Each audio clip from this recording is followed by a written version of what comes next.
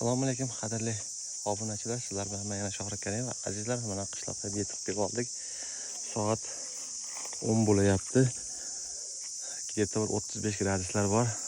Mana Suvay agroroddan o'zimizning agrorodlarni sizga video bermoqchiman. Albatta bu safardagilar qiziq bo'ladi degan umidda chiqaryapman akalar. Mana gilozlar, zollarlar hammasi pishgan.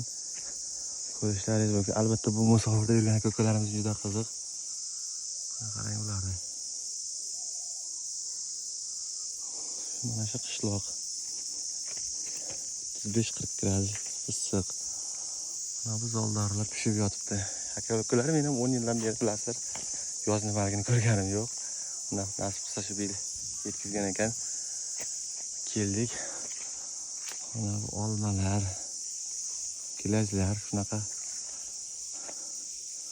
Albatta bu video musofirda yurgan aka-ukalar uchun juda qiziq. Mana shu bizning qishlog'imiz. Qishloqning oddiy jaydari bolalardan mazakalar. Mana pishib yotibdi. Yeydigan odamning o'zi yo'q, mana qarang. Ko'rishlaringiz mumkin.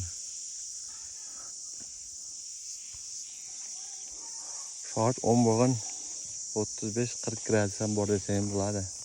Issiq. Juda issiq. Mana shunaqa gaplar aka-ukalar.